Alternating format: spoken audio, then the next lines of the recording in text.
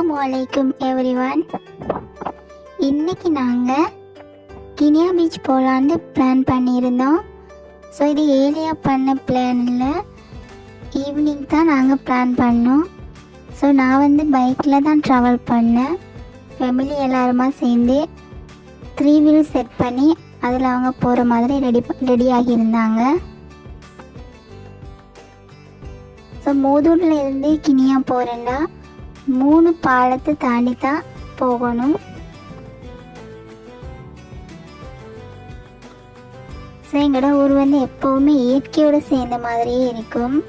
நாங்கள் தான் போகிறோன்னு பார்த்தா நிறைய பேர் இந்த மாதிரி செட் ஆகி வந்திருக்காங்க போல். ஒரு வழியாக நாங்கள் கிர்னியா சில்ட்ரன் பார்க் சேர்ந்துட்டோம்.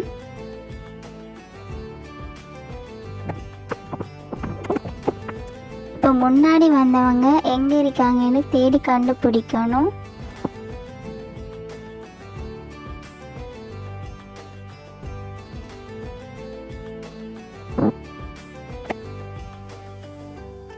என்னோட மிஸ்டர் பைக்கை பார்க் பண்ணிட்டு வரேன்னு போயிட்டாரு. இப்போ நான் அந்த சைடும் இந்த சைடுமா பார்த்து தேடி ஒரு வழியாக எங்கே இருக்காங்கன்னு கண்டுபிடிச்சாச்சு.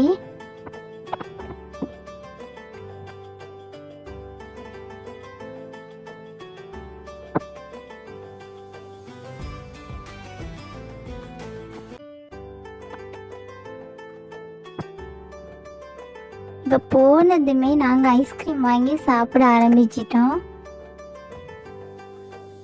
ஏன்னா ட்ராவல் பண்ணி வந்ததுனால ஐஸ்கிரீம் வாங்கி சாப்பிடலான்னு எல்லாருமே வந்ததுமே வாங்கி சாப்பிட்டோம். இந்த பார்க் கடலோடு சேர்ந்த மாதிரியே செட் பண்ணியிருக்காங்க.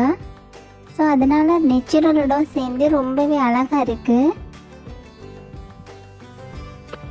நாங்கள் இந்த கடலை பார்த்த மாதிரியே உட்கார்ந்துருந்து ஐஸ்கிரீம் சாப்பிட்டு இருந்தோம். நாம் எப்போ தான் வீட்டில் இருந்தாலும் எல்லாருமே சேர்ந்து சாப்பிட்டாலும் இந்த மாதிரி ஒரு இடத்த எல்லாருமா சேர்ந்து சாப்பிட்றதும் சரி, பேசிகிட்டு இருக்கிறதும் சரி, எல்லாத்துக்குமே ரொம்ப நல்லா இருக்கும். எப்போவுமே நாம் இயற்கையோடு சேர்ந்த மாதிரி இருந்தால் ஒரு வகையான சந்தோஷமாக இருக்கும். இந்த கடலை பார்க்குற நேரம் நம்மளை அறியாமலே நமக்குள்ள ஒரு ஹாப்பினஸ் இருக்கும். இங்கே ரொம்பவே காற்று அதிகம், ரொம்பவே சத்தமாக கடல் அடிச்சுட்டே இருந்துச்சு. இப்போ இந்த இதுலேயே நிலவு கூட செட் பண்ணி வச்சுருக்காங்க. பார்க்கில் நிறைய விளையாடுறதுக்கு மாதிரி. ஸோ இங்கே வர நிறைய பிள்ளைங்கள் எல்லாருமே அவங்க ஹாப்பியாக நல்லாவே ஜாலியாக விளையாடுவாங்க.